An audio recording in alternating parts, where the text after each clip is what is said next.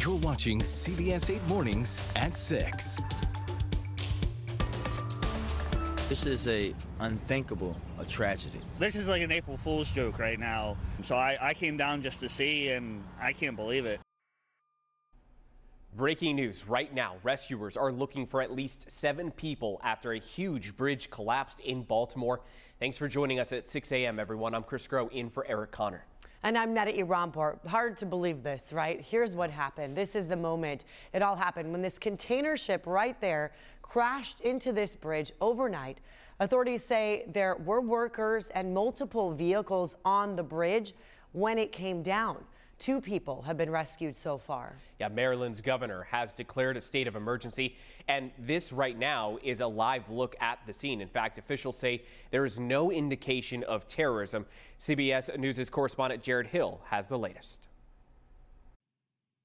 Dramatic video of a bridge collapsing in Maryland. Around 1:30 a.m. Eastern, officials say calls started coming in that a cargo ship had struck Baltimore's Francis Scott Key Bridge. Video shows plumes of smoke and the bridge itself falling into the Patapsco River.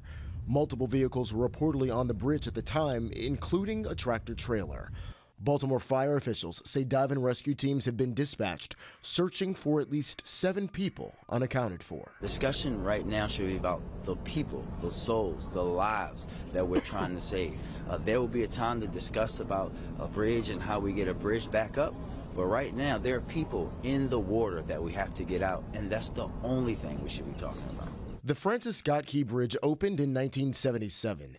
It's more than 1.5 miles long and crosses Baltimore's outer harbor. Jared Hill, CBS News. And be sure to stay with us here on CBS 8 on the air and online. We will continue to update you on this breaking story. As soon as we get new developments, we'll bring them to you. You can also find the latest on our social media pages. All right, so right now, let's get a quick check here on the forecast. Switch gears. Evan, we know that things are looking good right now. A lot of people have their eye on the Padres weekend we have coming up here. Saturday, Sunday, those are going to be the games that I'm a little concerned about. The ones we were supposed to go to. Thursday, Friday, smooth sailing, but Saturday, Sunday is when we could start to see some of that rain come through. Right now, indications point to a decent amount of it, a widespread accumulating rain.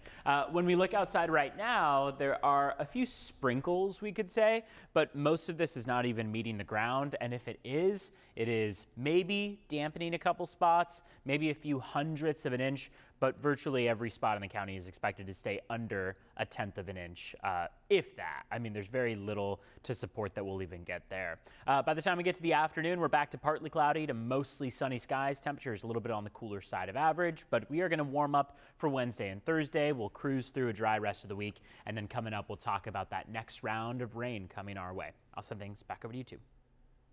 All right, thank you so much, Evan. Well, in about 4 hours, San Diego Police Chief David Nisleit and Mayor Todd Gloria will come together to go over the city's latest crime statistics. This report focuses on new data from 2023. CBS 8's Regina Yorita joining us live outside San Diego Police headquarters with some of the findings. What's in this, Regina?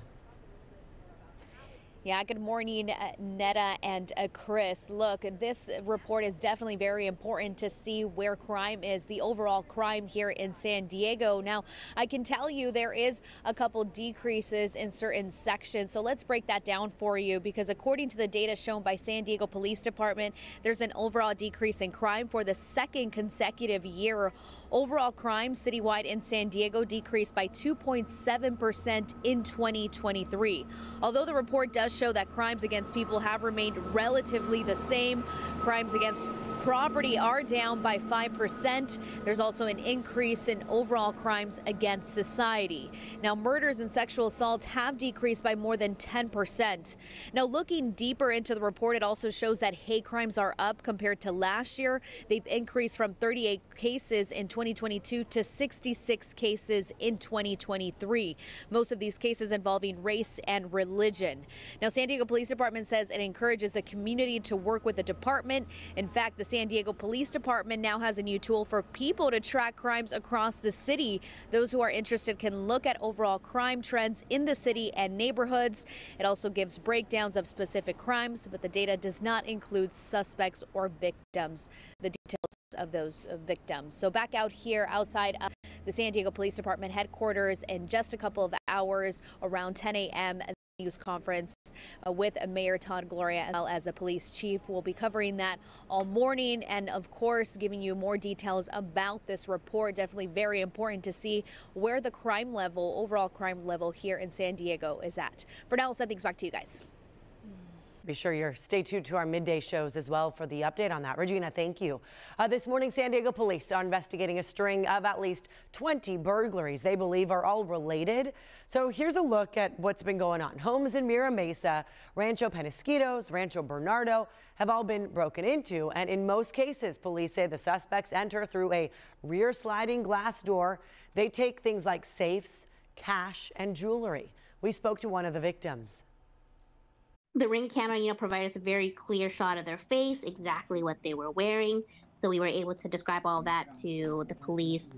And they had brought, the whole squad over, K9 units. Yeah, you can see what's going on here in this camera, with this Ring camera, I should say. Several others have been taken. Now, here's another one for you. Call police or Crime Stoppers if you have any information on who these people might be. And later today, the San Diego Education Association is holding a rally to protest major layoffs at San Diego Unified School District. The rally will start at 4:15 p.m. at the SDUSD Education Center. Earlier this month, the district school board approved 400 layoffs to help close a $94 million funding gap. Now, that does include teachers, administrators, school bus drivers, and other staff. Teachers and parents against the decision say this will negatively impact students' education and harms the district's reputation. And new this morning, Navy sailors based at Naval Amphibious Base Coronado will play a big role in getting aid into Gaza. Naval Beach Group 1 sailors will build a large floating dock known as a roll-on, roll-off discharge facility. It will stay about 3 miles off of Gaza's shore and allow cargo ships to offload aid shipments at sea before being brought to land. Once up and running, the temporary pier will be able to deliver up to 2 million humanitarian aid meals per day. Well, some SDG&E customers will see a credit on their bills next month. According to the utility, residential customers will receive a $78.22 credit on their energy bill in April. If you use natural gas, you'll get a nearly $59 credit. In October, a second credit will be applied to customers with electric service. This is being made possible through the California Climate Credit Program as part of the state's effort to fight climate change. So look for that credit in your bills. Time right now, 6:08, and looking around, the little drizzle out there? A little bit towards some of our valley floors, maybe 100th or 2/100ths of an inch, all with the marine layer. But beyond that, it's a dry rest of the week. So we, in most cases, are going to be dry through this morning. But sure, your commute at times could involve maybe the windshield wipers being needed. Hood perhaps could come in handy, but again, things are very, very light out there for our Tuesday morning. What we have by the time we get to about 10, 11 a.m. is partly cloudy conditions that will last us all the way through the day across virtually every part of the county. Temperatures are going to be still on the cooler side of average, 64 degrees, whereas average would be about 68 degrees. So, hey, I mean, we are, of course, toward the end of the month of March. We haven't seen, surprisingly, as much rain as we would normally see in the month of March, even though I know it feels like these showers have been virtually on and off all month, but we still haven't picked up on as much accumulating rain as we would normally see. Sunrise is at 6:44, still have another 34 minutes on that, and then we've got that sunset coming at 7:05 p.m. You can make out how dense that marine layer is, and at times that could also involve some fog for your morning commute. Surf forecast is a bit different than what we saw yesterday. Keep in mind we had that high surf advisory that was in effect. That has now expired, and we are, instead of seeing 5 to 8 foot waves with sets of 10-foot waves, we're instead seeing 3 to 5 foot waves with sets of 6-foot waves. So significantly smaller than what we saw going into the day yesterday, and that high surf advisory really only lasted through noon yesterday. UV index still stays on the high end there. Let's take a look at your 5-day forecast. This one gives you some context and also shows you how those temperatures are still going to climb a bit for Wednesday and Thursday. These are going to be comfortable, dry days where temperatures are going to be near to maybe at average. And then we'll see those temperatures slide, all in anticipation for that next trough of low pressure. Saturday, Sunday, Monday, 3 days of rain in the forecast, starting up on Saturday,